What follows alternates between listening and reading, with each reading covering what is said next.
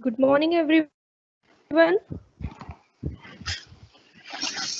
Myself, Pallavi from NovelVista, and this webinar today.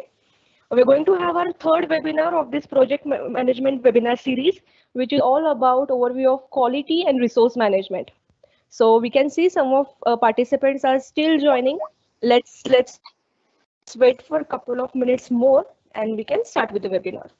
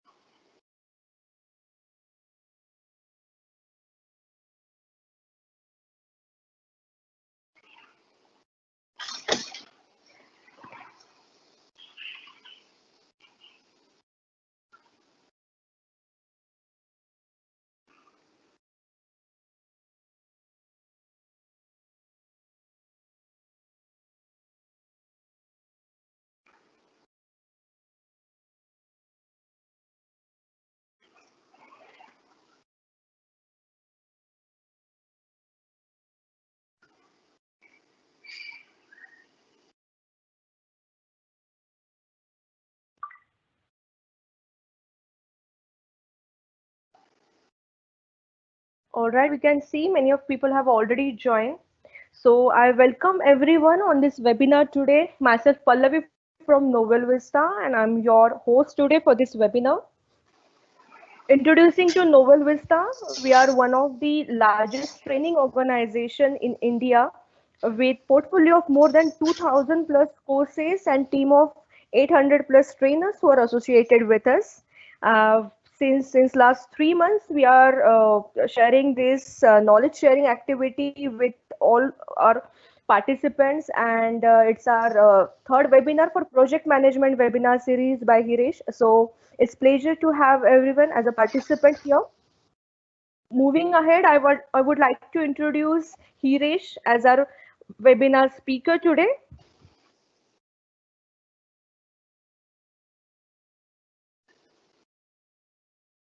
Hirish is a PMP certified project manager and is experienced in facet of product management, encompassing product strategy, product vision, product roadmaps, channel enablement, balancing this pursuit between technology topics and channeling it further from business case to business model. He has been instrumental in shepherding current program automation strategy, resulting to capacity expansion and quadrupling operation for cloud and infrastructure topics at Volkswagen India. Hirish has completed his engineering computer science from one of the reputed engineering institutes of Nagpur University. Hirish is leading a strong team of around 40 plus resources in multiple domains of his core expertise. In last webinar, Hirish had discussed about some important calculations, some of the important cost management uh, formulas where he has explained everything in detail, and I'm sure everyone found it very useful, very exclusive for as a part of webinar series. Today, Hiraj is going to discuss about overview and of quality and resource management. So Hirish, I would like to welcome you on this webinar as a speaker again, and platform is yours. So please initiate our webinar with your excellent speech. Thank you, Pallavi, for that very good introduction. Good morning, participants. Thank you for joining this webinar, first of all, and thank you to the old ones who have been attending it continuously right from day one. Um, it's been very encouraging and motivating to speak with all of you on these topics. As Pallavi introduced, again, I would give a short introduction about myself. Myself, Viresh Ponikar. I'm a PMP certified project manager. I'm working with Volkswagen IT Services India as a product manager. And today we would be talking about, in the last sessions or webinars, we have covered around four knowledge areas. Those are very, very important when it comes to project management. These knowledge areas were integration management, scope management, schedule management, and cost management.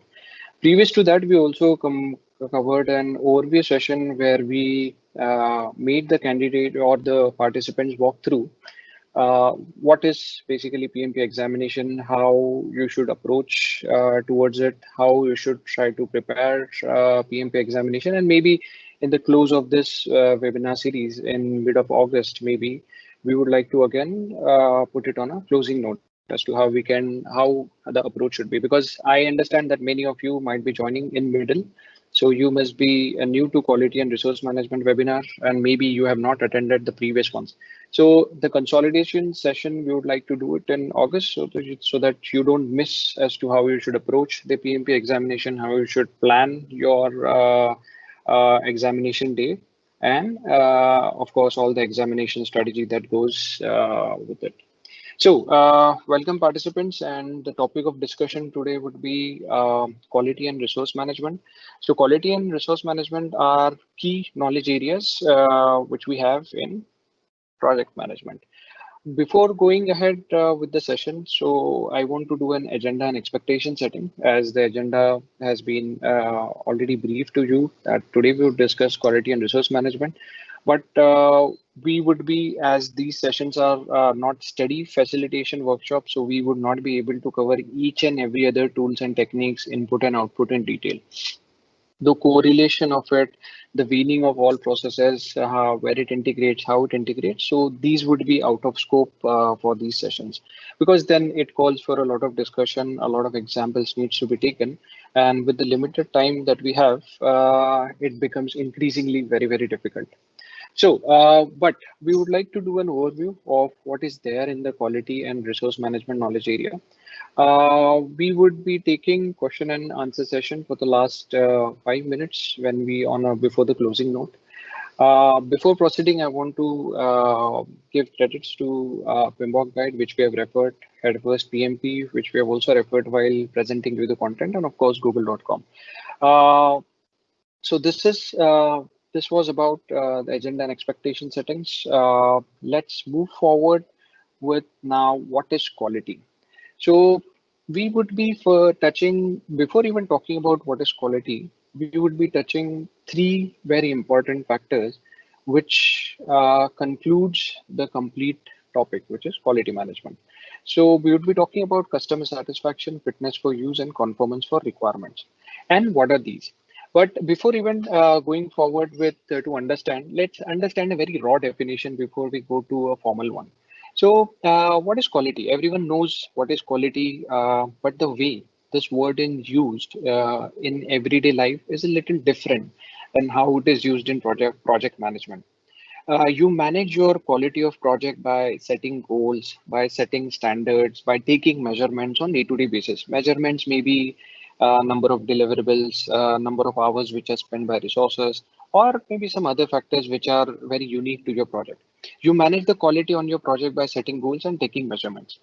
That's why you need to understand the quality levels of your stakeholders. So you are setting goals and taking measurements, but you have to also understand that those are in line with the stakeholder expectation.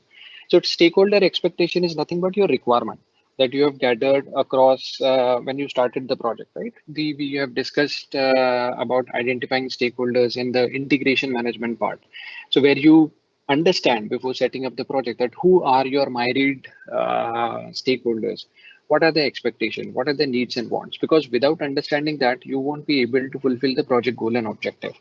Okay, so once you have this requirement very clear in front of you, you know what your end service, product, or project should do, right? And when you know this, it's very easy for you to understand that which test will your project, service, or product would pass, and which test your project, service, or result would fail. So that's why the most important concept in defining quality for PMP examination is conformance to requirement. That just means that your product is as good as the requirement you have written for it. And if your product or project meets the requirement which you have captured and which you have agreed with stakeholder in full capacity, you can say that you have met the quality objective of your project. So now let's understand what is customer satisfaction. So customer satisfaction is all about making sure that you satisfy the requirements of people who are paying for your project or product. It's very easy. There are two type of requirements which can come up. One is stated requirements, where the customer explicitly sits with you in brainstorming sessions and he tells you what his requirements are. And some are unstated. Unstated requirement is something where you assume, and which are like basic and trivial things which support your project setup. Then comes fitness for use. Fitness for use is making sure that the product you build has the best design possible to fit your customer needs. So fitness for use, to present you in a very simple language. Uh, let's take an example of you commuting to your office. So let's say that you start from your home and you have to commute to your office. So when you start from your home and you commute to your office, certainly you require a mode of transportation. And let's say that the mode of transportation would be a simple bike. So now the only objective or the requirement that you have over here is that you should reach your office, and from office you have to come back to home. Now imagine that the mode of transportation that you are using is a bike. Now imagine that there are two segments of bike. One is a 100 cc segment and one is a 1000 cc segment. Now there are two options, and we have to understand what is fitness for use. Now there are two options. One is the 100 cc and one is the 1000 cc. So in 100 cc bike, you would be able to, the service cost is less. You would be able to commute in a much more agile fashion from point A to B. And basically, the consumption of your fuel would also be very less, right? Whereas if you take the example of a 1000 cc bike, your service cost would be more, right? Your fuel consumption would be higher. Plus, there are many things which would be coming as a bottleneck when you try to use it. So fitness for use, if we consider, so I require only a 100 cc bike to commute from point A to B, right? So that is a fitness for use. That is the whole understanding of fitness for use concept. Now going forward with conformance to requirement. Conformance to requirement is both customer satisfaction and fitness for use, because in the end, your product quality is judged by whether you built what you have said you would build, right? I'll again reiterate, at the end, what matters when it comes to conformance to requirement is two factors. One is customer satisfaction and fitness for use. And your project, service, or your product quality would only be judged whether you build what you have said you would build at the end. I hope that these three things are very clear to all the participants. And with this background in picture, we will now talk about what is quality versus grade. So moving to next slide. It's a very simple representation that I want to put in front of you. We have understood quality. Quality is all about requirement. Now in project management, what happens is there are two factors. What is the work? There are two factors which come into play: quality and grade. So we spoke about quality being required. Now what is grade? So now there are, again, to put it in a very simple example in front of you, there are two watches. On the left hand side, you see a non-branded watch, and on the right hand side, you see a branded watch, right? And now we are specifically focusing on grade. So now we cannot say that the watch which is on the right hand side is of higher quality. I'm talking purely from the project management perspective. I'm not talking from how we use quality as a word in day-to-day life. Okay, so please keep that in mind. So once when we say that the watch on the right hand side is of higher grade, what does it mean from the project management perspective? It means that it looks plush, that the components of this watch may be far more superior than the watch that is on the left hand side. The quality of the leather strap must be of far more higher grade as compared to the left watch on the left hand side. So now you must be understanding, and it's fairly easy to conclude then that the watch on the right hand side has a higher grade as compared to the watch on the left hand side. Please also remember that there might be questions on quality versus grade when you attempt your PMP examination. So to understand more about this, you should read PMBOK. But this is one of the keynote starting topics when you read quality management in PMBOK, or for that matter in any other exam reference guide. So let's move forward with that knowledge base being built for our further discussions. Let's now focus upon what is how does the quality management knowledge area reflects when you are reading PMBOK. So there are three processes which would come into play when you cover the knowledge management knowledge area. Sorry, when the quality management knowledge area. So first is plan quality management, which is in the planning process group. In plan quality management, you would understand more about identifying the quality requirements or the standards for the project and its deliverables. And once you identify the quality requirements, you would document those so that you can share this document with the teams or the stakeholder just to get their acceptance and a nod. And at the end of the day, you will demonstrate compliance with quality requirements as per your organization setup. Every organization has a quality criteria, which is with the quality and asset management team. So that would also come into play. So that you will do in planning process group. Of course, when, as we have said in many previous webinar sessions, anything which starts with plan ends up with a plan of that area. So plan quality management would have quality management plan as an output. So as simple as that. So this process, any process which starts with plan has a output has a management plan. Next thing which comes in executing process group relevant to quality management knowledge area is manage quality. Remember, in executing, we said that we would do most of the work in this process group.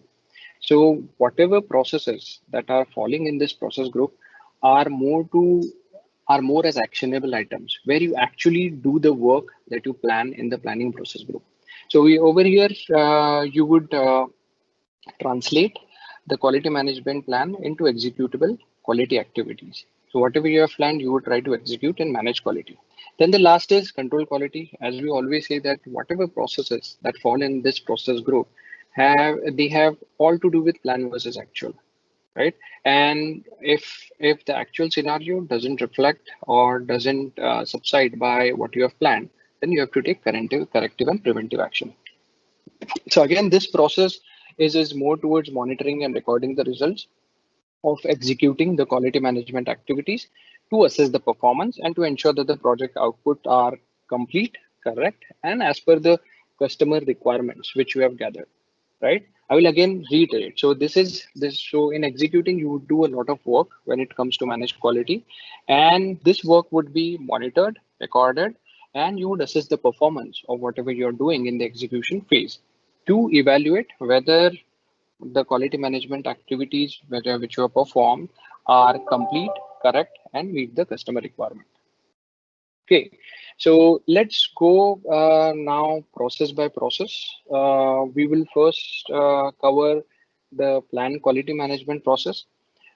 As you know that the inputs and for every process that is there in PMP examination, there are inputs, tools and techniques and outputs.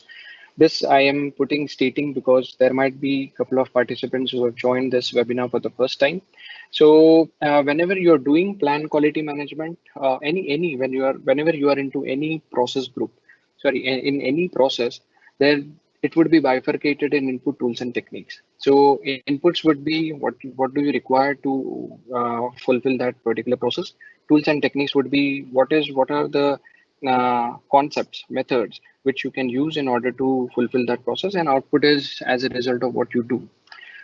So plan quality in this process, talking about the inputs that we have project charter. This is where you would have the high level quality requirements understood from all the stakeholders.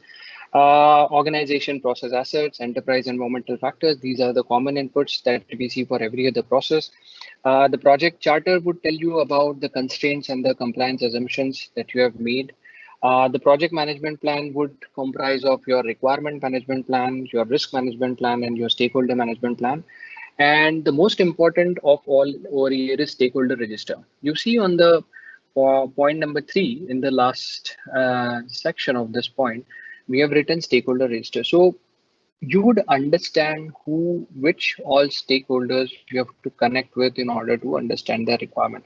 Of course, we will understand what is stakeholder management in the coming webinars, which are planned for the next week.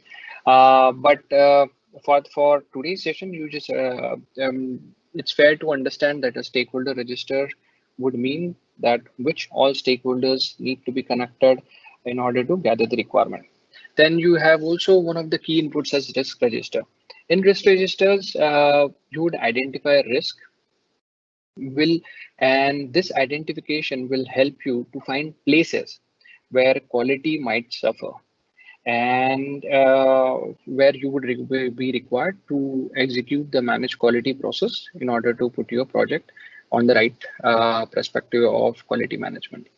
Then coming to the tools and techniques for for the participants who have been following the last three sessions. I'm very sure that you must be able to correlate these tools and techniques, because a lot of them are repetitive, like expert judgment, data gathering, decision making, data representation. However, the ones that I have marked in bold, I'll just give you a glimpse as to what that means. So the ones that would look new to you would be benchmarking, cost benefit analysis, cost of quality, and test and inspection planning. So talking first about benchmarking. So benchmarking is means using the results of your plan quality on other projects to set your own goal. What I mean to say is that your organization must have already completed projects like these, and there must be a lot many lessons learned. For example, you might find that the last project your company did had 20% fewer defects than the one before it, right? So you would want to learn from the project that and put into practice any ideas that your organization used to make such a great improvement.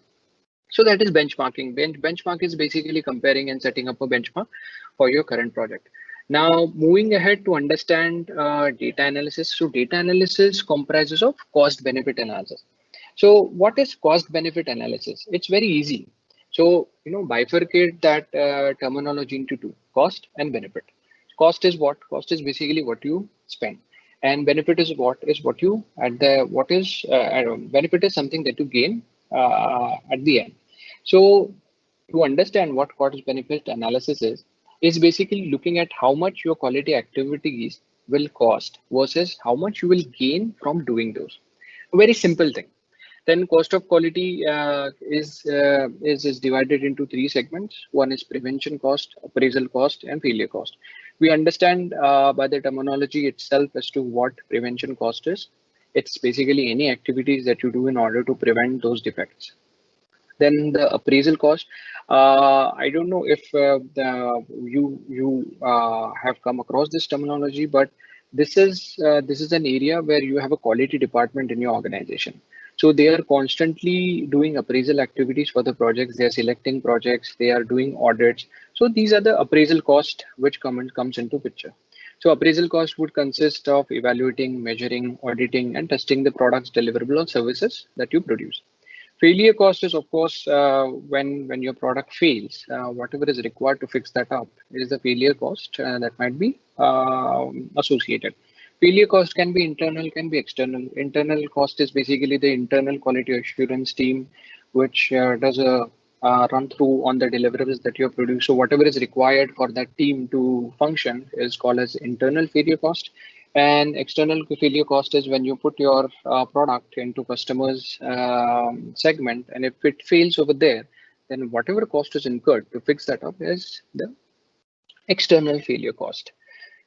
Okay, so again, to make you better understand this, you can read this page you can read this concept better on page number 283. So you see two blocks. One represents the cost of conformance and other represents cost of non-conformance. So cost of conformance, at the end, it means that money spent during the project to avoid failures.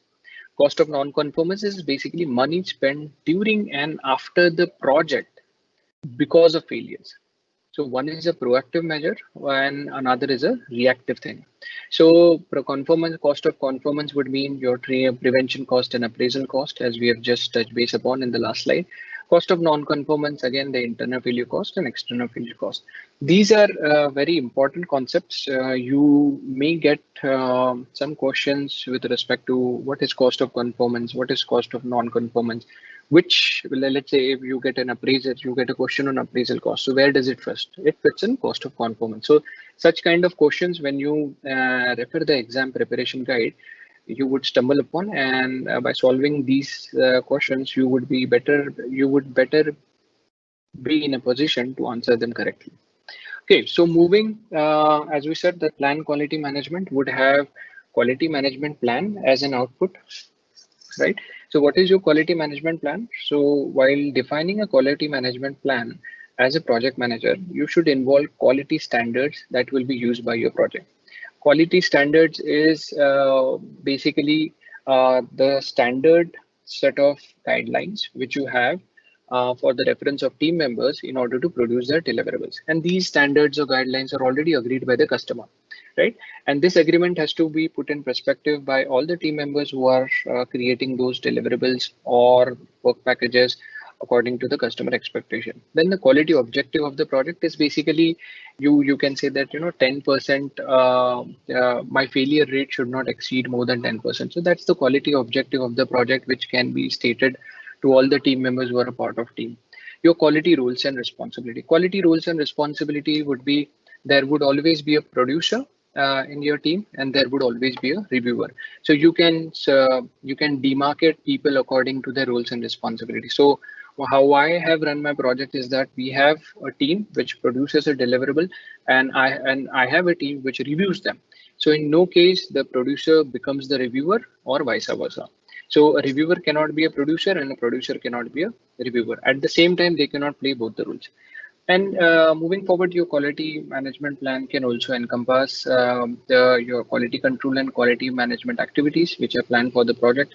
So quality management activities could be training team members, having tech talk sessions, having a quality defect which have been found in the last 6 months. Gathering them, consolidating them, having sessions with the team to make them understand that these are the defects which we have identified in the past 6 months. And knowing these defects, you can be better cautious when you produce your deliverables the next time. So that those could be quality management activities. Quality tools, if you're using some third-party tools in order to automate or create some kind of automated report which finds a bug in the deliverables that you produce. Then at the end, you can also have sections of non-conformance, corrective action procedure, and continuous improvement methods in your quality management plan. So as I always say, that every management plan is very, very important, and so is the quality management plan. From the examination perspective, please ensure that you have all the management plans very mugged up, very close to your heart, and each of these things which I have mentioned should be very clear to you, and you should remember all of these on the examination day, because you might find up answering some questions on this. Okay, so moving forward, we have covered the first process, which as a part of the quality management knowledge area. So the second process, which lies in the executing process group concerning the quality management knowledge area, is managed quality. Okay, in managed quality, the inputs, as we already as we have already spoken in the last many workshops. So inputs would be from the previous process which we have covered. So project management plan, organization process asset, enterprise environmental factors would be common inputs, and quality management plan, as we have already chalked out in the last process, would serve as an input to this process. In this process, the tools and techniques which you can see over here are checklist, which is a data gathering technique. Then data analysis, we have already discussed some of these data analysis tools and techniques in our previous session. Decision making is something that we have covered in our very first session. Data representation, affinity diagram, cause and effect diagram is something that we would discuss today. We would discuss audits and quality improvement methods. But 70% of the tools and techniques we have covered in the last session, so we would not touch base upon that. Rather, uh, we would try to spend time on what is new, like the cause and effect diagram. So moving ahead with the cause and effect diagram, see, I hope that most of the participants who are attending this webinar or maybe on the project team lead level or already working as a project manager, and you have already stumbled across this concept. Cause and effect diagram, which is also known as fishbone diagram, YY diagram, or Ishikawa diagram. So this diagram, basically what it does is it breaks down the cause of the problem statement into discrete branches. And then these branches are again delve deep to identify the main or root cause of the problem. So this is what the cause and effect diagram means. Uh, I have mentioned this because this is a very important concept. So as a learning, you can further read this, understand this, and when you read the book, this would be much more comprehensible. Though I would not like to spend a lot of time on making you understand the cause and effect diagram. As a as a high level understanding, you have to just understand that this diagram breaks down the cause of problem statement into discrete branches, and these discrete branches then again be questioned as why to get the root cause of the problem. Next is audits. Again, audits, at least in my organization, audit is a recurring activity for all the projects. So we are continuously working with our quality management team to identify bugs, to identify defects, or when a lot of preventive and corrective actions are always taken. So what are audits? Audits are basically identifying all the good and best practices that can be implemented, any non-conformity gaps or shortcomings which are there from the there in the project from the quality perspective are taken care of. Sharing of good practices, and then proactively offering assistance in a positive manner to improve the implementation of processes and project. So I'll not spend much on audits because we know what audit is. And moving forward, in managed quality, problem solving is one of the tools and techniques. In problem solving, we first try to define the problem, identify the root cause, generate possible solution, then choose the best solution among the generated possible solutions and implement the solution. Finally, what we do is verify the solution effectiveness. So these are basically the ideas which are presented in the slides are basically in a waterfall model. So it's in a sequence. So these are a sequence of activities which you should execute when you're trying to solve a problem. So you can read further about this in PMBOK. It's a very important tool and technique. Though, I mean, we all know this terminology from our Halcon days, but in PMBOK, it's much more in a structured manner and much more in a logical and a sequential manner. So please read about this when you cover the managed quality process. Uh, Before moving, there is one important thing which is there is one important tool and technique which I would like to cover, which is quality improvement method. Now, with the big underscore, there are various quality improvement methods, and I would just state some of the quality improvement method. I don't know whether you have heard this or not, but the most common one is PDC, which is Plan Do Check Act. Uh, I think most of us might have heard. From the exam perspective, there would be questions on Plan Do Check Act methodology or improvement method. Then there is another improvement method, which is a Kaizen improvement method. Kaizen is a Japanese word which means continuous improvement. So read about the Kaizen improvement method in much more detail in exam preparation guide or in PMBOK as well. Then there are some other improvement method like just in time. So means keeping only the inventory you need on hand when you need it. So instead of keeping a big inventory of parts sitting around the black box, company might have only the part it needs for that day. So again, basically plan for immediate stuff, and for the later ones, you just have a high level overview. So these are some of the quality improvement methods that you should focus upon, and you have to put a lot of emphasis when you are reading these quality improvement methods, because there would be a couple of questions from the exam perspective in this segment.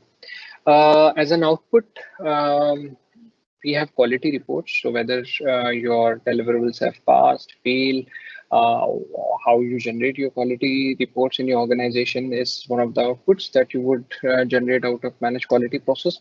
Then your test and evaluation documents.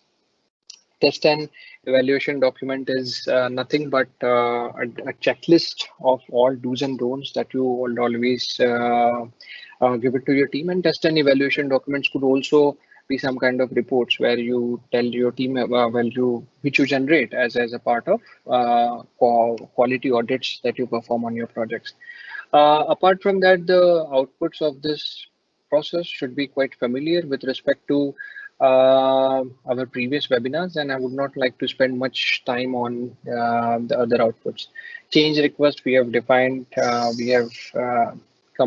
we have covered this area many times in our previous knowledge areas. So we will move forward with the next process. This process is known as control quality. Uh, this lies under monitoring and control process group. Hold on, let me just navigate to back so that you have a better understanding of what you are doing. So as you see that now we would be covering the control quality. We have covered two processes by far, which one lies in planning and one is executing. So we have planned, we have executed, which means we have what we have planned is what we have executed, and now we have to control quality. So control quality is nothing but inspection. It's not enough to inspect the final product. You must look at all the things that you make throughout a project to find a bug, right? And that is what control quality process means. If there are problems, you recommend a change so that it can be fixed or it doesn't happen again. So control quality is nothing but more towards inspection of whatever deliverables you have produced. And while you inspect these deliverables, you might have a checklist in hand. Again, I want you to now put your focus on the tools and techniques. So if you see, there are checklists and check sheets. So checklist is basically which you give is a document which you give to your team to refer that whether all the requirements which are stated are fulfilled by the deliverable which has been created by the team. There might be questionnaires and surveys that you do, data analysis, again, performance reviews, root cause analysis, inspection, data representation. We have already seen cause and effect diagram, control charts, histogram, scatter diagram. So these are so data representation techniques. I would request you to read this in PMBOK because not necessarily we all might be using all of these tools and techniques, but it would be a meaningful insight if you refer what is histogram and control quality, what is a scatter diagram when it comes to control quality. But from the webinar perspective, let's see a couple of tools and techniques which are there and which we have not seen in our previous webinar or the previous outputs that we have got from the processes. So check sheet is basically, let's say if you are doing if you are executing a control quality process on a car. So basically this would be a sample checklist which every assessor would have. So he might want to differentiate what is a small scratch, what is a large scratch, and with terms of the cars produced on a particular day, he might want to record those findings. And on a monthly, quarterly, or a yearly basis, he might want these check sheets to be presented to the management for the review that, hey, this is the data which we are producing as a part of control quality process. And maybe if we are receiving, so if you see the bent category, there are total 9 bugs which he have found out. So maybe this process could be improved. So such kind of check sheets could be used by you as well for your projects in order to implement this process. Then the next is control chart. So control chart is a very important output for control quality process.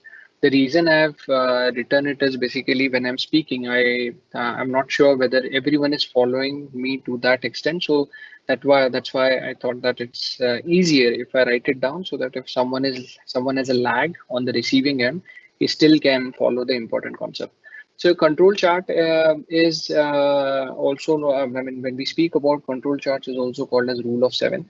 So I'll just read it out, focus on the diagram, and this example is more from the button. So if you see, there is a black button which has a gray dot on it. So the specifications of producing this button and how it is recorded in terms of control chart is what we would now see. So control chart is a way of visualizing how processes are doing over time. Let's say that the button on the each black box needs to be between 7.5 to 9.5 millimeters tall, and the chart above represents sample height measurement of box has been able made. Since we want the boxes to be all between 7.5 to 9.5 mm, so 7.5 mm serves as lower control limit and 9.5 mm serves as upper control limit.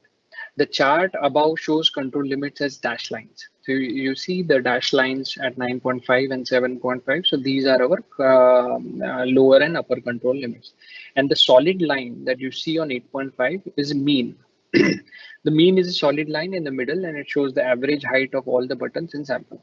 By looking at the chart above, you can see that there is a there are lots of buttons that are taller than 9.5, right? So we said that for our process, the upper control limit is 9.5, and ideally the upper control limit should not be breached, correct? But if you see in this diagram, all the data points, and I mean most of the data points which are more than 7 are falling outside the upper control limit that we have as 9.5, right? And when such kind of thing happens, this theory says, the rule of seven says that if you have 7 data points above your control limit, then there is some problem with your process. And it's pretty normal to have your data fluctuate from sample to 7, but when you see these 7 data points above the upper control limit, then then the entire process has some problem, and this needs a fix. So of course, this is this concept which is famously known as rule of seven. You can read more about this concept. You can also implement this on your project as well when you try to control the quality of your project. So read about this. I've taken this as a reference from Head First. You can also use Rita Maculae as well to understand this concept in more detail. But the concept would be as is presented in front of you. Implementation is something that will differ from case to case basis, from project to project basis, and also as to what are you delivering. Are you delivering? Are you following a product development approach? Are you following a managed services approach? So all of these things would come into play, and you have to tailor according to what development approach are you using. But it's a very nice concept. You can implement it in your project. Yeah, just read it thoroughly, and yeah, it's very important, as I said. Okay, I'll just stick to the slide for one more second so that you have a good amount of impression as to what we have covered.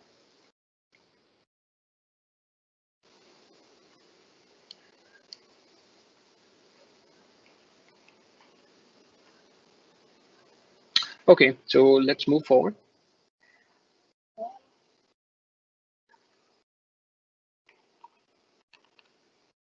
Just a second, I'm not able to move my slide forward. I think, Pallavi, there is some lag, so I'm stopping the presentation. I would reshare it.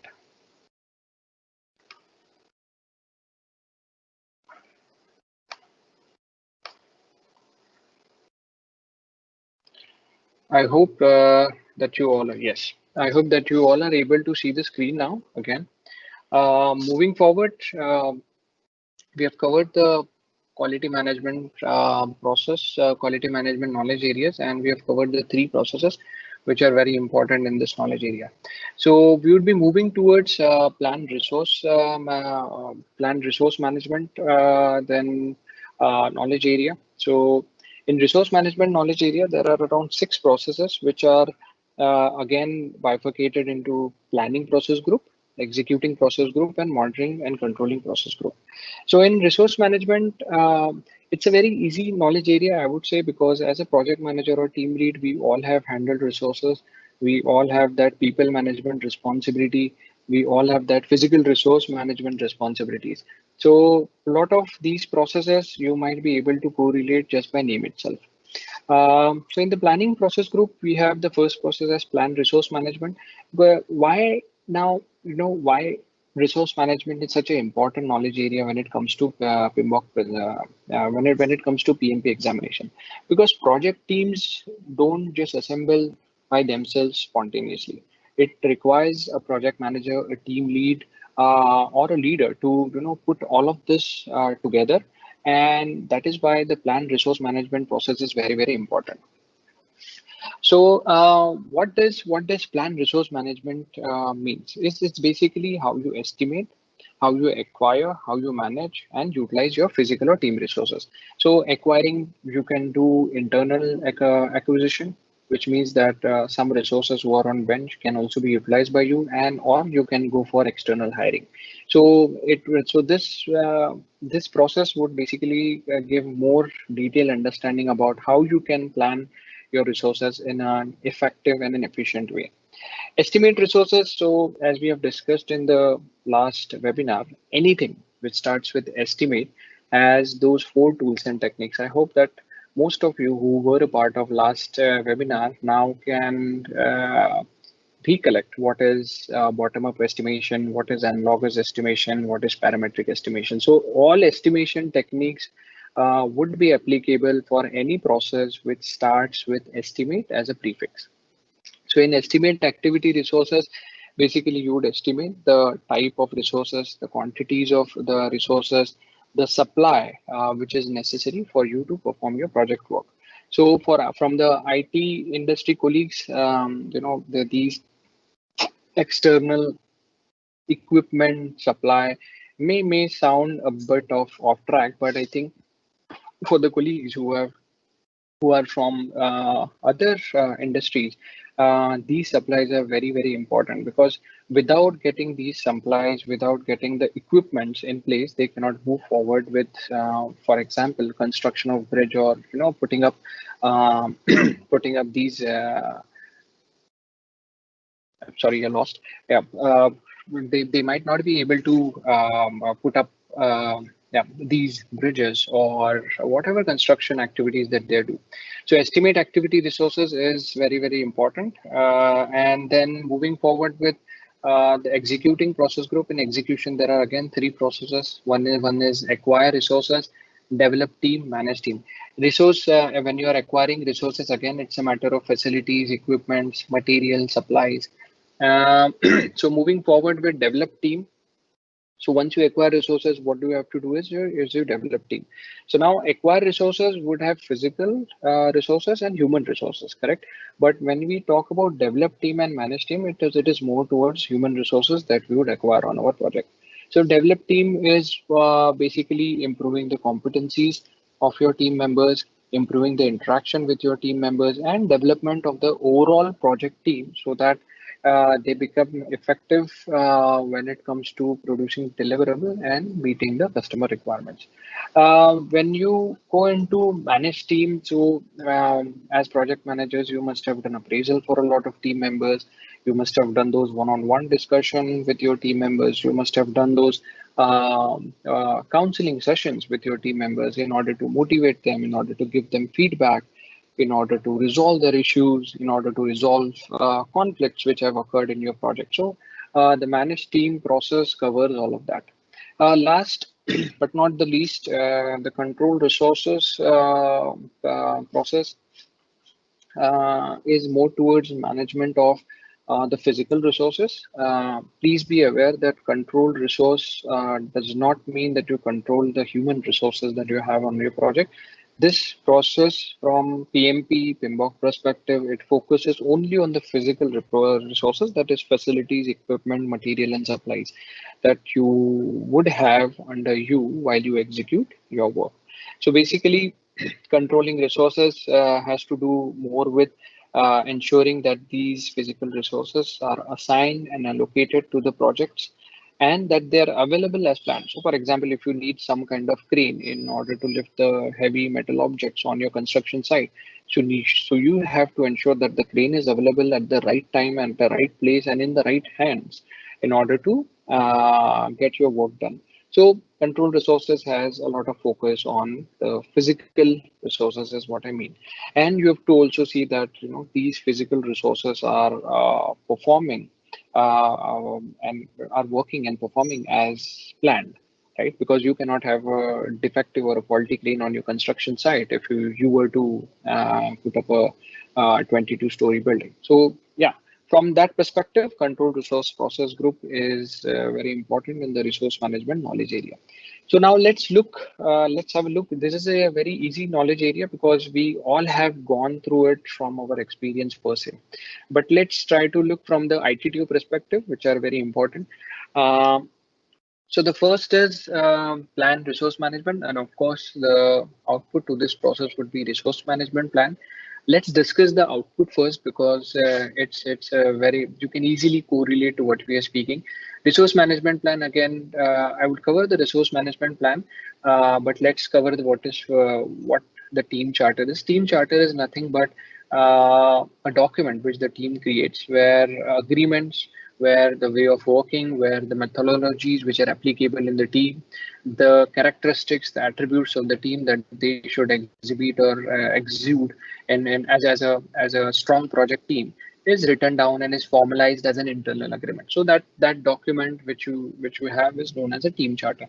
It is very good to have a team charter within your team because then it lessens the burden of a project manager, because there might be a lot of resources who are coming in and going out. Not necessarily everyone knows how to set up a meeting, what is the process to do meetings management when you have a big project or a big program as well. What are the essential behavioral aspects that one should exhibit? So all of this, which are very, very uncertain, so can be recorded, and the project manager can be just a guiding factor in development of a team charter. But I think the team has to come together and develop it and have an internal agreement between themselves. The project manager is just, he can have the document as a reference, but it's more to do from the team's perspective. Now, coming to the left-hand side, what are the inputs? Of course, the project charter would give you some meaningful insights while you plan your resources. Enterprise or environmental factors, organization, process, asset remains key inputs to this process. And coming to the tools and techniques, you have these data representation, which are hierarchical charts, responsibility assignment matrix, text-oriented formats. Expert judgment and meeting is something which we have already covered. It is very important to understand the resource management plan into perspective. Sorry, first let's talk about the tools and techniques, which is hierarchical charts. Hierarchical charts are nothing but the top-down representation of hierarchy that you have in your project. So you as a project manager, you would have some team lead under your. Then you would also have some quality assurance lead, and under those quality assurance lead, there might be some team members who are mapped. So a classic hierarchical representation of what is your team hierarchy could be a nice document which you should have with you when you want to level your positioning in the organization chart, right? Then the responsibility assignment matrix, I think most of us would know a RASI matrix. So RASI matrix is who is responsible, who is accountable, who should be informed, and who should be consulted when it comes to executing a particular process.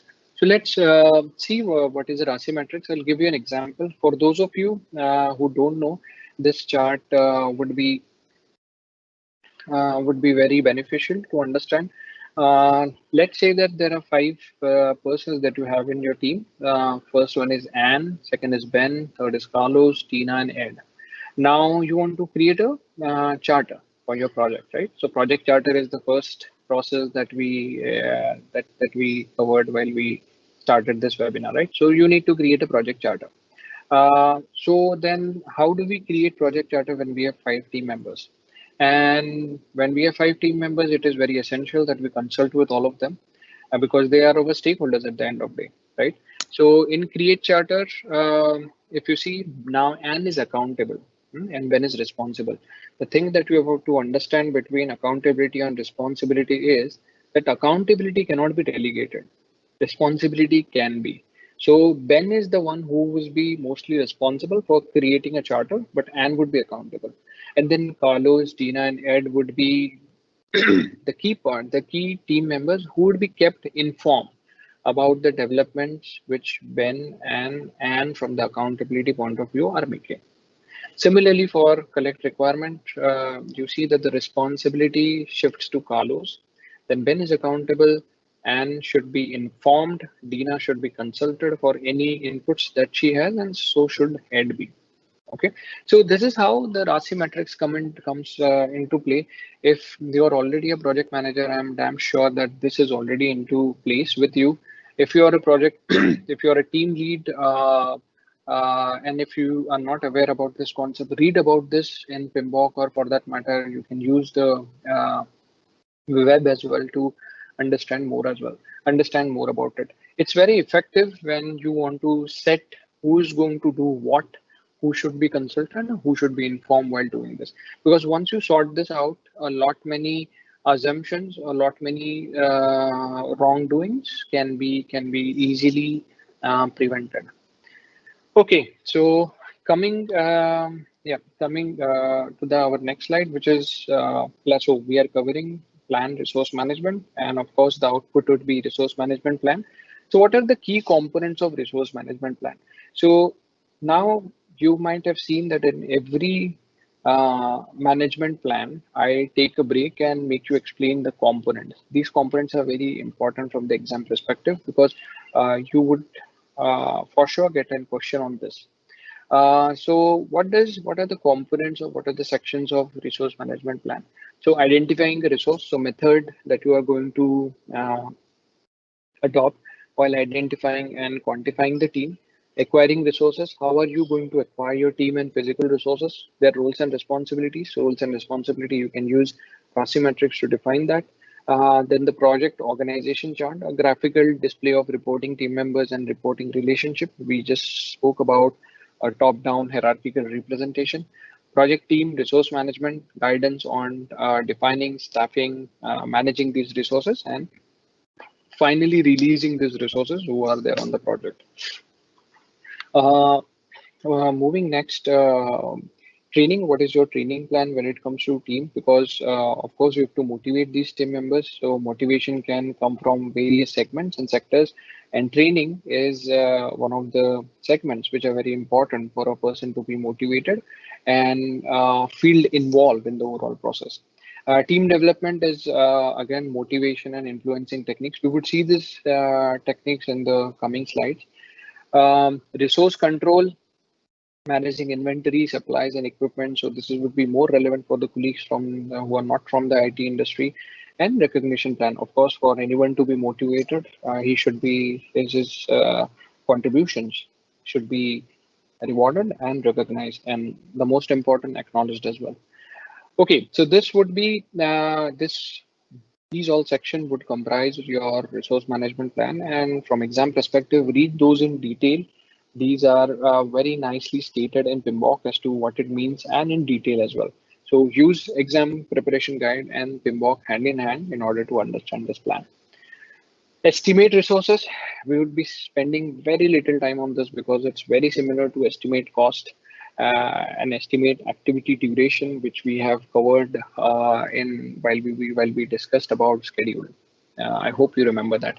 But as I said, whenever we discuss about estimation, four tools and techniques are very prominent, and they would be recurring across all the knowledge areas. One is like bottom-up estimation and logos estimation, parametric estimation, and 3-point estimation is not there. So all the tools and techniques are familiar. The inputs are from the previous processes that we have. So you have your resource management plan into perspective, your scope baseline, and other and other outputs which were a part of the previous processes. The outputs would be your resource requirement, so type, skill, quantity of resources that you would require, your basis of estimate. We have covered basis of estimate in quite in depth in our previous webinars, so not now dig deeper into it. It's very similar. Not much of differentiation. Your resource breakdown structure. We'll see the resource breakdown structure in the next slide, and yeah, the documents that you would end up updating would be your activity attributes, who is doing what, your assumptions that you have made, and your lessons learned register. So this is a typical representation of resource breakdown structure. It's good to have, but it's not must to have. If you have a big program that you are running, let's say to more than 30 or team members, then it makes sense for you to have a resource breakdown structure. But if you are leading a small team of, let's say, 5 to 7 resources, not having this would also do. So, but from the examination point of view, it's very important. So read about this in PMBOK or the exam preparation guide. Next, we go to acquire resources. Now, of course, the acquisition of resources is very important. So the tools and techniques are from the previous processes, most of it. And then, sorry, the inputs are from previous processes. And if we look towards the tools and techniques that are there, so interpersonal and team skills is one of the very important tools and technique. Um, Talking about interpersonal and team skill, one of the very important attributes of interpersonal and team skills is your negotiation ability. So negotiation is the most important tool in this process. There are resources that you need for the project, but they don't report to you, right? So you need to negotiate with functional managers or maybe the other project managers that you have in your organization. Pre-assignments is when you actually build assignments into your resource management plan. Sometimes you have resources who are guaranteed to you when you start the project, so you don't need to negotiate with them. So that is pre-assignment. It's basically something which is already there when you start your project. Virtual teams, your teams can be co-located or they may not be, or they may be virtual. But in increasing days and times, you would see more of virtual teams. So virtual teams is when your team members don't work at all at the same location.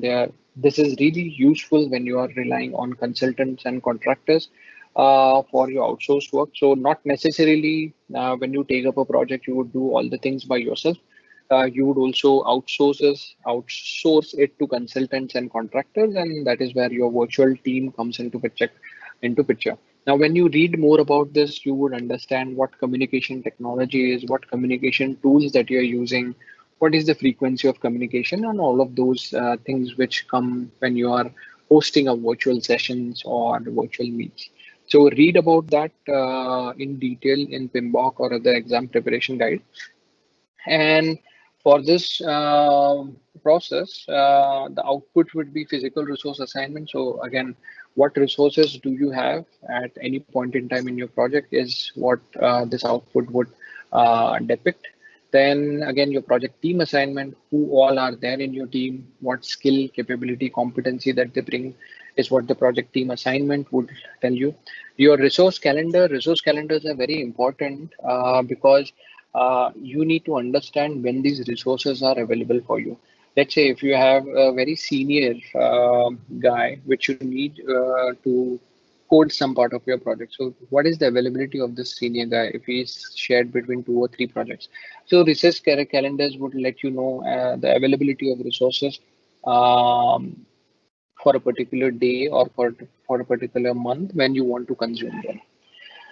Okay, so then the rest of the outputs are mostly not new because it is more to update your project management plan and project documents. We have seen these documents, a couple of them in the previous processes or the knowledge areas that we have covered. I did not spend much time, but what we are doing is following a sequential approach, that is plan resource management, then you estimate your resources. Now we just covered acquire resources. And now the next point is that we develop our team.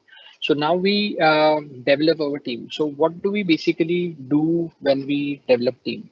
So one of the key factors which I have experienced while I developed my team was motivation. Most of the time, what happens is that a project manager is assigned. The management relays as to what the project expectation are, what are the goals, objective, and the project manager also cross relays it to the team. So what is missing is motivation, right? In order to accomplish the work. Motivation can be from various factors. Motivation can be in terms of monetary basis. Motivation can come from external factors such as how much your team member feels involved. Motivation can be from various sources. So one of the most important job as a project manager is keeping the team motivated and constantly monitoring them to make sure that they stay motivated. These are two very important factors. Now, what happens is, I have seen that project managers, they take some sessions to motivate teams or they have that talk, but it's not a one-time approach. It's a common and a continuous approach, which should be executed on a regular basis. A really effective way to motivate your team is to set up a reward system. But you have to also ensure that when you set up a reward system, it should be fair. Otherwise, it could also backfire. So when people are rewarded, there is a surge in their motivation level, and they feel connected to the project. Another factor which is very important for motivating a team member is training them. So when you train people, they grow professionally, right? And they stay involved and they're excited about their work. So again, we are discussing about motivation as a tool and technique, and I thought that I should just present some of my thoughts on motivation. So discussing about another two other tools and techniques is co-location. Yes, this is something which you may feel that we have not covered in our previous sessions or processes. Co-location is the opposite of virtual teams. When you have all your team located into the same room, you increase communication and help them build a sense of community. Sometimes you might have also seen that something when something blows up in on your project, you create a war room. So why do we create war rooms? So war rooms are basically to improve communication and to expedite the work that we want to do in order to fix that particular issue or problem. So another important tool and technique would be individual and team assessment. So we, as project managers, we would have done appraisals, right? So individual and team assessment is basically giving the right feedback, understand, and to also ensure that this feedback is taken in a really right and a positive manner for the team member to inculcate that in his day-to-day activities or while he does the work. I think apart from that, the most important thing, again, I want to cover, I missed one part on the motivation section. So in motivation section, when you read your exam preparation guide, you might stumble upon a lot of theories which are there, like Maslow's hierarchy of need. This is one theory where you see a lot of questions on your examination. Then there is another theory is known as Herzberg's motivation, which is also known as hygiene theory. There is also theory from McGregor's, which is also known as theory X or theory Y. So read about these theories of motivation for a particular individual, and most of the examination questions on resource management knowledge area would be on these theories or the part that we are discussing, and some conflict management tools and techniques as well. So moving to another section, which is team building. So another tool and technique which is very important over here is a team building process. Now uh, we all must have built teams at some point in time, but there is also a very good theory which supports this team building activity. And a researcher named Tuckman Ladder in 1920, he presented this team building in terms of phases. So he said that there are 5 phases in team building. One is the forming phase. Another is storming phase. Third is norming, performing, and adjourning. So in forming, team members, they try to start working together. In storming phase, while they start working together, they have difficulties in understanding each other's perspective. But then when they come to norming phase, they understand each other a bit better and they are productive. And the team moves to a performing phase, and then adjoining is basically then when the work is complete, the team members are reassigned to some other project. So read about team building in detail in PMBOK and exam preparation guide. So it looks very easy because we are quite familiar with this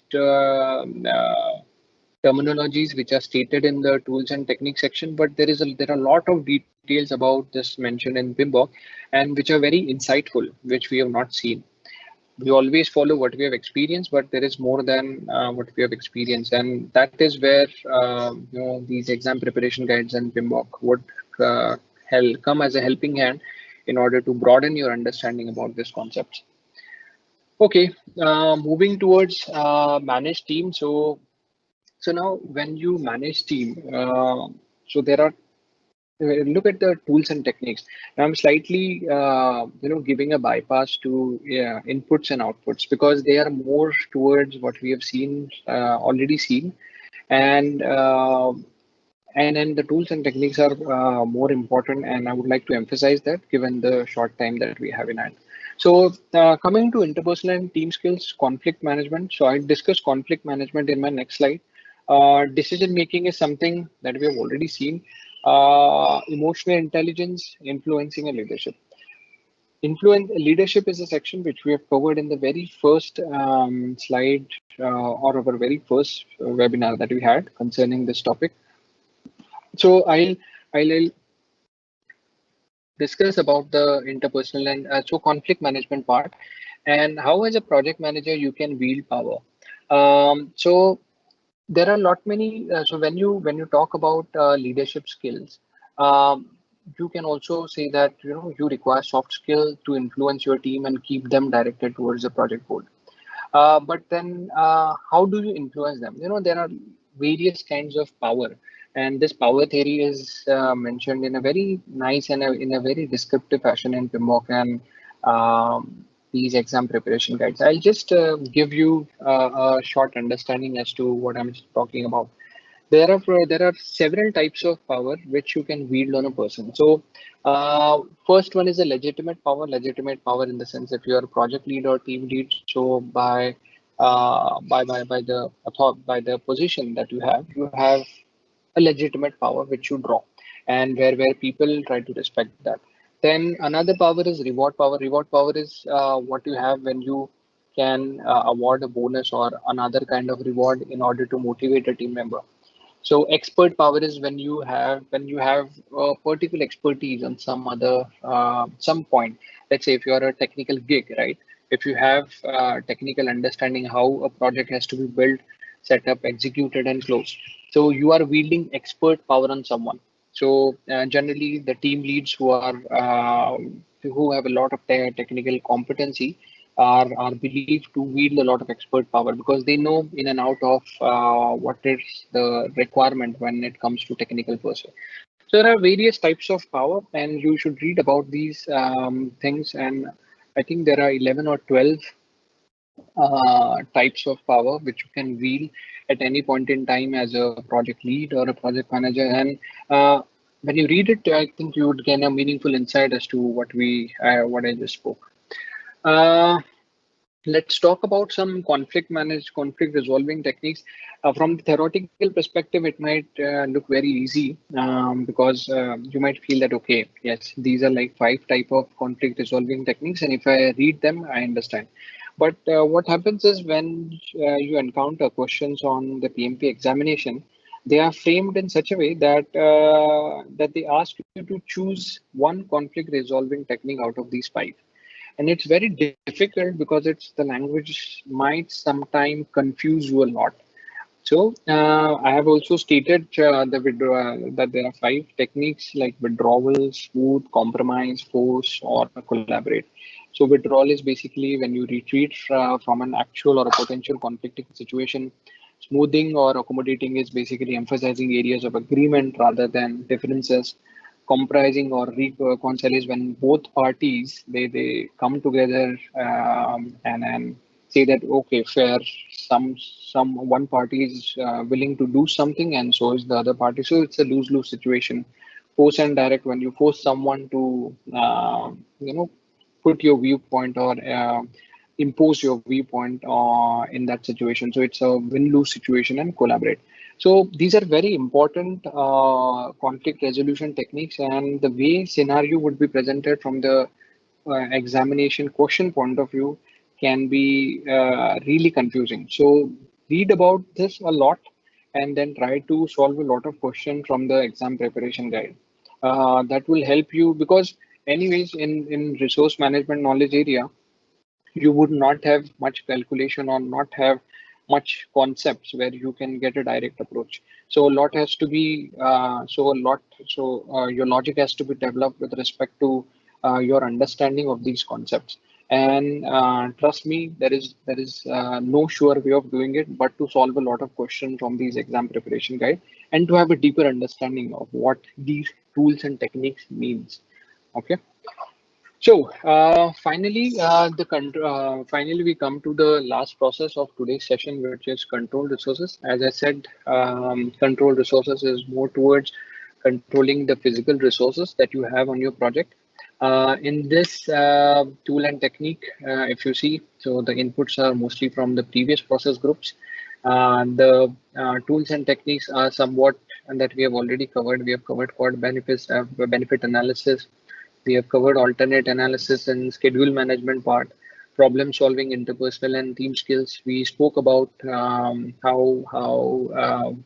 interpersonal skills like negotiation, conflict resolution, leadership, the power proposition that we just talked about comes into play.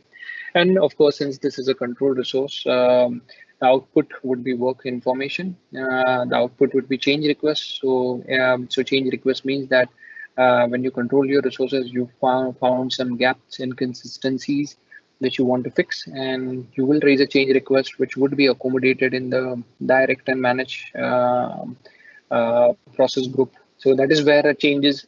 So once it is submitted to the PICC, that is Perform Integrated Change Control, in monitoring and controlling process group. So that is where it is executed.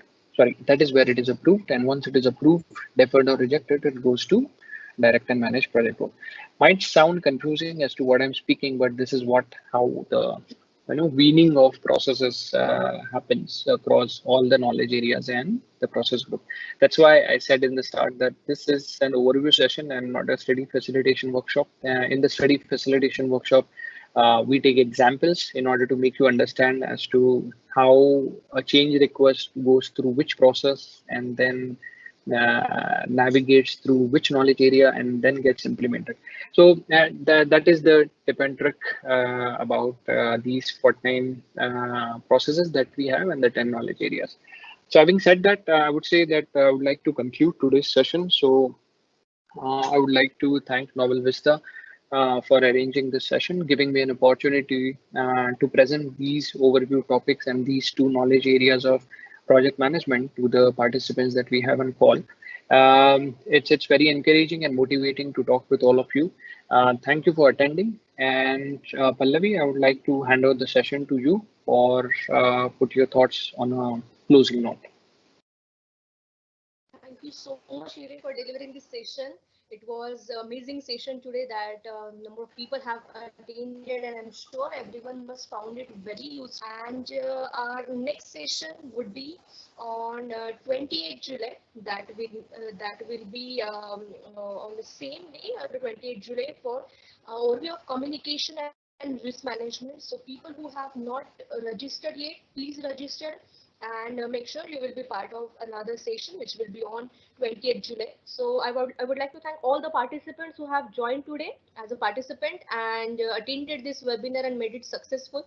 Thank you so much for attending this. And Nilesh, so obviously we will be looking forward to have another webinar from you. So thank you so much for delivering this. Thank you. It's my pleasure. Thank you very much. Thank you so much. Yeah. Bye. Bye.